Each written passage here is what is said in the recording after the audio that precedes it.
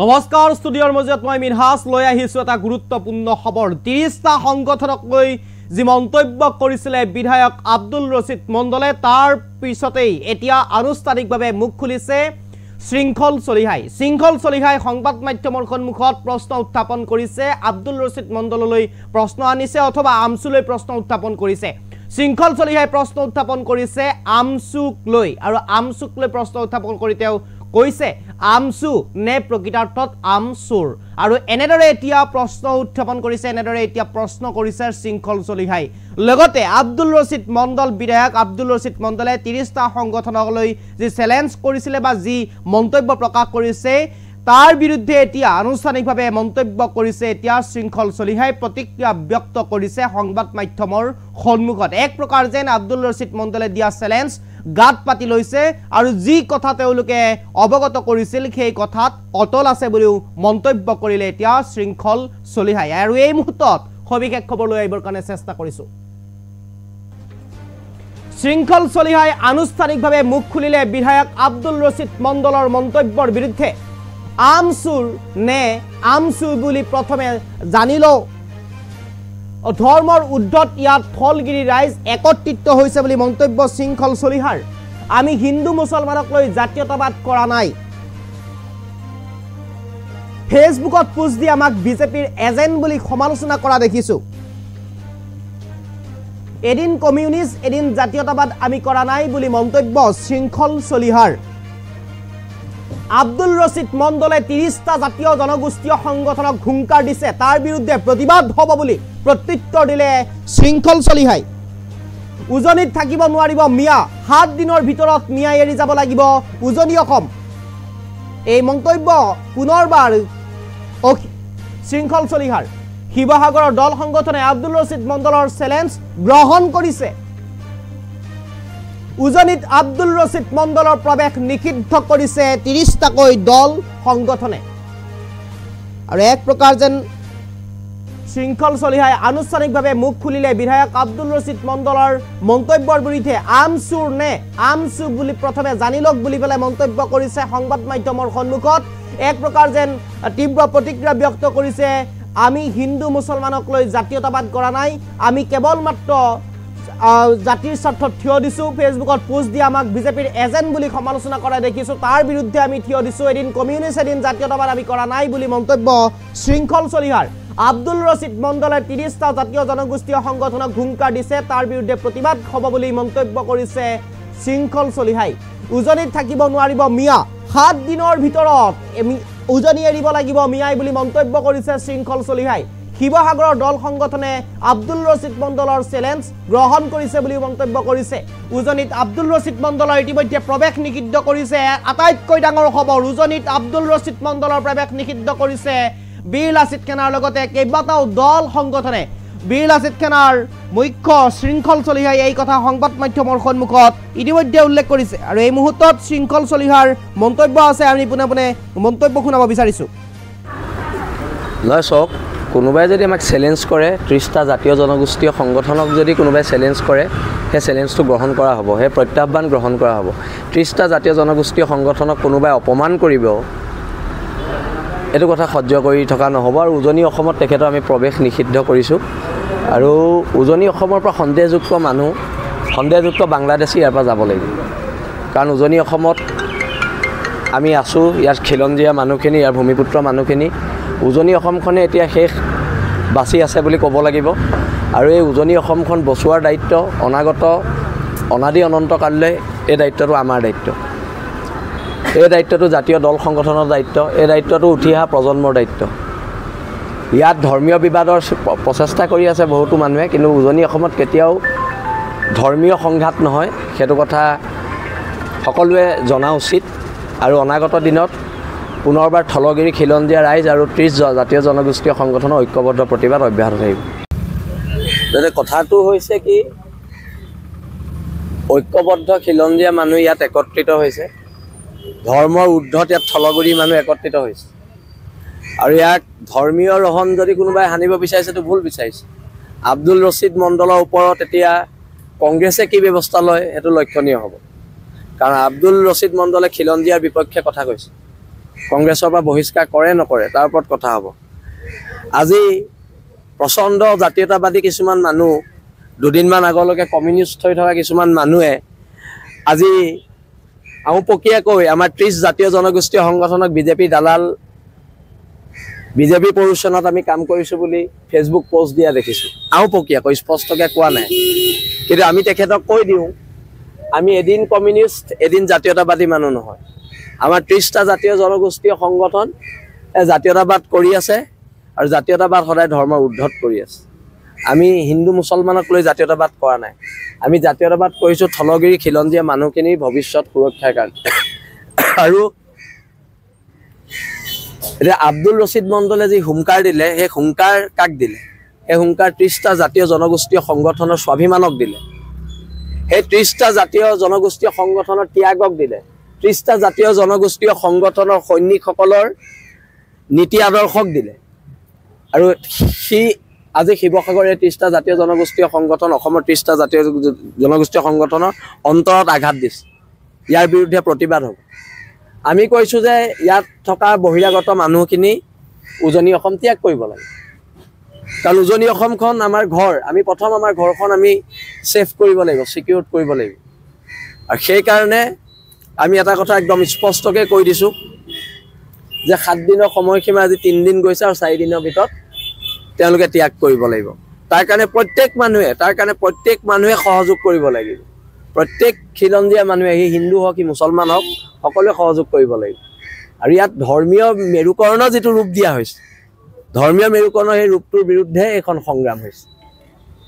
আমি এইটো দেখুৱাব বিচাৰিছোঁ যে উজনি অসমৰ থলগিৰি মানুহ না হিন্দু না খ্ৰীষ্টান না মুছলমান, আমি ইয়াত থলগিৰি হিচাপে জীয়াই আছোঁ, অনাদি অনন্তকাললৈকে থলগিৰি হিচাপে জীয়াই যাম।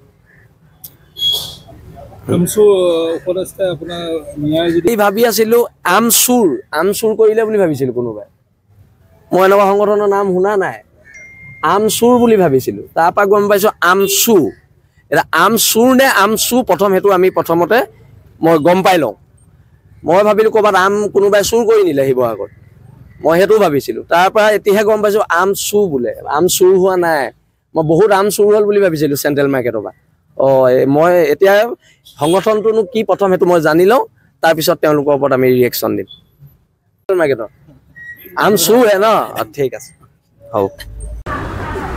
নহয় চাওক, কোনোবাই যদি আমাক চেলেঞ্জ কৰে, 30টা জাতীয় জনগোষ্ঠীয় সংগঠনক যদি কোনোবাই চেলেঞ্জ কৰে, সেই চেলেঞ্জটো গ্ৰহণ কৰা হ'ব, সেই প্ৰত্যাহ্বান গ্ৰহণ কৰা হ'ব। 30টা জাতীয় জনগোষ্ঠীয় সংগঠনক কোনোবাই অপমান কৰিব, এইটো কথা সহ্য কৰি থকা নহ'ব। আৰু উজনি অসমত তেখেতৰ আমি প্ৰৱেশ নিষিদ্ধ কৰিছোঁ। আৰু উজনি অসমৰ পৰা সন্দেহযুক্ত বাংলাদেশী ইয়াৰ পৰা যাব লাগিব, কাৰণ উজনি অসমত আমি আছোঁ, ইয়াত খিলঞ্জীয়া মানুহখিনি, ইয়াৰ ভূমিপুত্ৰ মানুহখিনি। উজনি অসমখনে এতিয়া শেষ বাচি আছে বুলি ক'ব লাগিব। আৰু এই উজনি অসমখন বচোৱাৰ দায়িত্ব অনাদি অনন্তকাললৈ এই দায়িত্বটো আমাৰ দায়িত্ব। এই দায়িত্বটো জাতীয় দল সংগঠনৰ দায়িত্ব, এই দায়িত্বটো উঠি অহা প্ৰজন্মৰ দায়িত্ব। ইয়াত ধৰ্মীয় বিবাদৰ প্ৰচেষ্টা কৰি আছে বহুতো মানুহে, কিন্তু উজনি অসমত কেতিয়াও ধৰ্মীয় সংঘাত নহয়, সেইটো কথা সকলোৱে জনা উচিত। আৰু অনাগত দিনত পুনৰবাৰ থলগিৰি খিলঞ্জীয়া ৰাইজ আৰু 30 জাতীয় জনগোষ্ঠীয় সংগঠনৰ ঐক্যবদ্ধ প্ৰতিবাদ অব্যাহত থাকিব। যাতে কথাটো হৈছে কি, ঐক্যবদ্ধ খিলঞ্জীয়া মানুহ ইয়াত একত্ৰিত হৈছে, ধৰ্মৰ ঊৰ্ধত ইয়াত থলগিৰি মানুহ একত্ৰিত হৈছে। আৰু ইয়াক ধৰ্মীয় ৰহণ যদি কোনোবাই সানিব বিচাৰিছে, তো ভুল বিচাৰিছে। আব্দুল ৰছিদ মণ্ডলৰ ওপৰত এতিয়া কংগ্ৰেছে কি ব্যৱস্থা লয় সেইটো লক্ষণীয় হ'ব, কাৰণ আব্দুল ৰছিদ মণ্ডলে খিলঞ্জীয়াৰ বিপক্ষে কথা কৈছে। কংগ্ৰেছৰ পৰা বহিষ্কাৰ কৰে নকৰে তাৰ ওপৰত কথা হ'ব। আজি প্ৰচণ্ড জাতীয়তাবাদী কিছুমান মানুহ, দুদিনমান আগলৈকে কমিউনিষ্ট হৈ থকা কিছুমান মানুহে আজি আওপকীয়াকৈ আমাৰ 30 জাতীয় জনগোষ্ঠীয় সংগঠনক বিজেপি দালাল, বিজেপি প্ৰৰোচনত আমি কাম কৰিছোঁ বুলি ফেচবুক পোষ্ট দিয়া দেখিছোঁ। আওপকীয়াকৈ স্পষ্টকৈ কোৱা নাই, কিন্তু আমি তেখেতক কৈ দিওঁ আমি এদিন কমিউনিষ্ট এদিন জাতীয়তাবাদী মানুহ নহয়। আমাৰ 30টা জাতীয় জনগোষ্ঠীয় সংগঠন জাতীয়তাবাদ কৰি আছে আৰু জাতীয়তাবাদ সদায় ধৰ্মৰ উৰ্ধত কৰি আছে। আমি হিন্দু মুছলমানক লৈ জাতীয়তাবাদ কৰা নাই, আমি জাতীয়তাবাদ কৰিছোঁ থলগিৰি খিলঞ্জীয়া মানুহখিনিৰ ভৱিষ্যত সুৰক্ষাৰ কাৰণে। আৰু এতিয়া আব্দুল ৰছিদ মণ্ডলে যি হুংকাৰ দিলে সেই হুংকাৰ কাক দিলে? সেই হুংকাৰ 30টা জাতীয় জনগোষ্ঠীয় সংগঠনৰ স্বাভিমানক দিলে। সেই 30টা জাতীয় জনগোষ্ঠীয় সংগঠনৰ ত্যাগক দিলে। 30টা জাতীয় জনগোষ্ঠীয় সংগঠনৰ সৈনিকসকলৰ নীতি আদৰ্শক দিলে। আৰু সি আজি শিৱসাগৰে 30টা জাতীয় জনগোষ্ঠীয় সংগঠন, অসমৰ 30টা জাতীয় জনগোষ্ঠীয় সংগঠনৰ অন্তৰত আঘাত দিছে। ইয়াৰ বিৰুদ্ধে প্ৰতিবাদ হ'ব। আমি কৈছোঁ যে ইয়াত থকা বহিৰাগত মানুহখিনি উজনি অসম ত্যাগ কৰিব লাগে। কাৰণ উজনি অসমখন আমাৰ ঘৰ। আমি প্ৰথম আমাৰ ঘৰখন আমি ছেফ কৰিব লাগিব, ছিকিউৰ কৰিব লাগিব।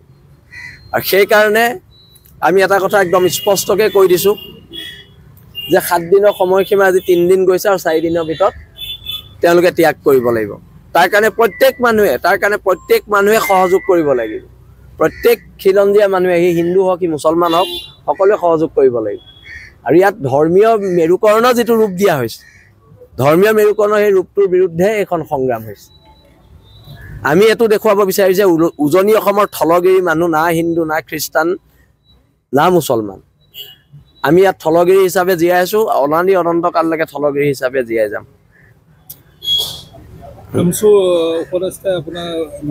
ভাবি আছিলোঁ আমচুৰ কৰিলে বুলি ভাবিছিলোঁ কোনোবাই। মই এনেকুৱা সংগঠনৰ নাম শুনা নাই, আমচুৰ বুলি ভাবিছিলোঁ। তাৰপৰা গম পাইছোঁ আমচু। এতিয়া আমচুৰ নে আমচু, প্ৰথম সেইটো আমি প্ৰথমতে মই গম পাই লওঁ। মই ভাবিলোঁ ক'ৰবাত কোনোবাই চুৰ কৰি নিলে শিৱসাগৰত, মই সেইটো ভাবিছিলোঁ। তাৰপৰা এতিয়াহে গম পাইছোঁ আমচু বোলে। আম চুৰ হোৱা নাই, মই বহুত আম চুৰ হ'ল বুলি ভাবিছিলোঁ চেণ্ট্ৰেল মাৰ্কেটৰ পৰা। মই এতিয়া সংগঠনটোনো কি প্ৰথম সেইটো মই জানি লওঁ, তাৰপিছত তেওঁলোকৰ ওপৰত আমি ৰিয়েকশ্যন দিম। মাৰ্কেটৰ আম চুৰ হে ন? ঠিক আছে, হ'ব। নহয় চাওক, কোনোবাই যদি আমাক চেলেঞ্জ কৰে, 30টা জাতীয় জনগোষ্ঠীয় সংগঠনক যদি কোনোবাই চেলেঞ্জ কৰে, সেই চেলেঞ্জটো গ্ৰহণ কৰা হ'ব, সেই প্ৰত্যাহ্বান গ্ৰহণ কৰা হ'ব। 30টা জাতীয় জনগোষ্ঠীয় সংগঠনক কোনোবাই অপমান কৰিব, এইটো কথা সহ্য কৰি থকা নহ'ব। আৰু উজনি অসমত তেখেতৰ আমি প্ৰৱেশ নিষিদ্ধ কৰিছোঁ। আৰু উজনি অসমৰ পৰা সন্দেহযুক্ত বাংলাদেশী ইয়াৰ পৰা যাব লাগিব। কাৰণ উজনি অসমত আমি আছোঁ, ইয়াত খিলঞ্জীয়া মানুহখিনি, ইয়াৰ ভূমিপুত্ৰ মানুহখিনি, উজনি অসমখনে এতিয়া শেষ বাচি আছে বুলি ক'ব লাগিব। আৰু এই উজনি অসমখন বচোৱাৰ দায়িত্ব অনাদি অনন্তকাললৈ এই দায়িত্বটো আমাৰ দায়িত্ব। এই দায়িত্বটো জাতীয় দল সংগঠনৰ দায়িত্ব, এই দায়িত্বটো উঠি অহা প্ৰজন্মৰ দায়িত্ব। ইয়াত ধৰ্মীয় বিবাদৰ প্ৰচেষ্টা কৰি আছে বহুতো মানুহে, কিন্তু উজনি অসমত কেতিয়াও ধৰ্মীয় সংঘাত নহয়, সেইটো কথা সকলোৱে জনা উচিত। আৰু অনাগত দিনত পুনৰবাৰ থলগিৰি খিলঞ্জীয়া ৰাইজ আৰু 30 জাতীয় জনগোষ্ঠীয় সংগঠনৰ ঐক্যবদ্ধ প্ৰতিবাদ অব্যাহত থাকিব। যাতে কথাটো হৈছে কি, ঐক্যবদ্ধ খিলঞ্জীয়া মানুহ ইয়াত একত্ৰিত হৈছে, ধৰ্মৰ ঊৰ্ধত ইয়াত থলগিৰি মানুহ একত্ৰিত হৈছে। আৰু ইয়াক ধৰ্মীয় ৰহণ যদি কোনোবাই সানিব বিচাৰিছে, তো ভুল বিচাৰিছে। আব্দুল ৰছিদ মণ্ডলৰ ওপৰত এতিয়া কংগ্ৰেছে কি ব্যৱস্থা লয় সেইটো লক্ষণীয় হ'ব। কাৰণ আব্দুল ৰছিদ মণ্ডলে খিলঞ্জীয়াৰ বিপক্ষে কথা কৈছে, কংগ্ৰেছৰ পৰা বহিষ্কাৰ কৰে নকৰে তাৰ ওপৰত কথা হ'ব। আজি প্ৰচণ্ড জাতীয়তাবাদী কিছুমান মানুহ, দুদিনমান আগলৈকে কমিউনিষ্ট হৈ থকা কিছুমান মানুহে আজি আওপকীয়াকৈ আমাৰ 30 জাতীয় জনগোষ্ঠীয় সংগঠনক বিজেপি দালাল, বিজেপি প্ৰৰোচনাত আমি কাম কৰিছোঁ বুলি ফেচবুক পোষ্ট দিয়া দেখিছোঁ। আওপকীয়াকৈ, স্পষ্টকৈ কোৱা নাই। কিন্তু আমি তেখেতক কৈ দিওঁ, আমি এদিন কমিউনিষ্ট, এদিন জাতীয়তাবাদী মানুহ নহয়। আমাৰ 30টা জাতীয় জনগোষ্ঠীয় সংগঠন জাতীয়তাবাদ কৰি আছে, আৰু জাতীয়তাবাদ সদায় ধৰ্মৰ ঊৰ্ধত কৰি আছে। আমি হিন্দু মুছলমানক লৈ জাতীয়তাবাদ কৰা নাই, আমি জাতীয়তাবাদ কৰিছোঁ থলগিৰি খিলঞ্জীয়া মানুহখিনিৰ ভৱিষ্যত সুৰক্ষাৰ কাৰণে। আৰু এতিয়া আব্দুল ৰছিদ মণ্ডলে যি হুংকাৰ দিলে, সেই হুংকাৰ কাক দিলে? সেই হুংকাৰ 30টা জাতীয় জনগোষ্ঠীয় সংগঠনৰ স্বাভিমানক দিলে। সেই 30টা জাতীয় জনগোষ্ঠীয় সংগঠনৰ ত্যাগক দিলে। 30টা জাতীয় জনগোষ্ঠীয় সংগঠনৰ সৈনিকসকলৰ নীতি আদৰ্শক দিলে। আৰু সি আজি শিৱসাগৰে 30টা জাতীয় জনগোষ্ঠীয় সংগঠন, অসমৰ 30টা জাতীয় জনগোষ্ঠীয় সংগঠনৰ অন্তৰত আঘাত দিছে। ইয়াৰ বিৰুদ্ধে প্ৰতিবাদ হ'ব। আমি কৈছোঁ যে ইয়াত থকা বহিৰাগত মানুহখিনি উজনি অসম ত্যাগ কৰিব লাগে। কাৰণ উজনি অসমখন আমাৰ ঘৰ। আমি প্ৰথম আমাৰ ঘৰখন আমি ছেফ কৰিব লাগিব, ছিকিউৰ কৰিব লাগিব। আৰু সেইকাৰণে আমি এটা কথা একদম স্পষ্টকৈ কৈ দিছোঁ যে 7 দিনৰ সময়সীমা আজি 3 দিন গৈছে আৰু 4 দিনৰ ভিতৰত তেওঁলোকে ত্যাগ কৰিব লাগিব। তাৰ কাৰণে প্ৰত্যেক মানুহে সহযোগ কৰিব লাগিব। প্ৰত্যেক খিলঞ্জীয়া মানুহে, সি হিন্দু হওক, সি মুছলমান হওক, সকলোৱে সহযোগ কৰিব লাগিব। আৰু ইয়াত ধৰ্মীয় মেৰুকৰণ যিটো ৰূপ দিয়া হৈছে, ধৰ্মীয় মেৰুকৰণৰ সেই ৰূপটোৰ বিৰুদ্ধে এইখন সংগ্ৰাম হৈছে। আমি এইটো দেখুৱাব বিচাৰিছোঁ যে উজনি অসমৰ থলগিৰি মানুহ না হিন্দু, না খ্ৰীষ্টান, না মুছলমান। আমি ইয়াত থলগিৰি হিচাপে জীয়াই আছোঁ, অনাদি অনন্তকাললৈকে থলগিৰি হিচাপে জীয়াই যাম।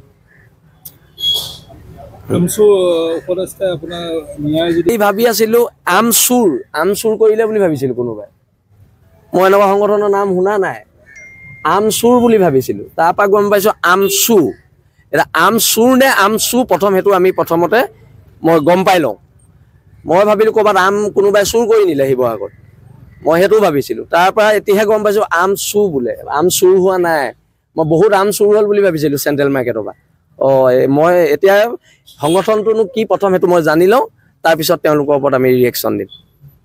মাৰ্কেটৰ আম চুৰ হে ন, ঠিক আছে হওক।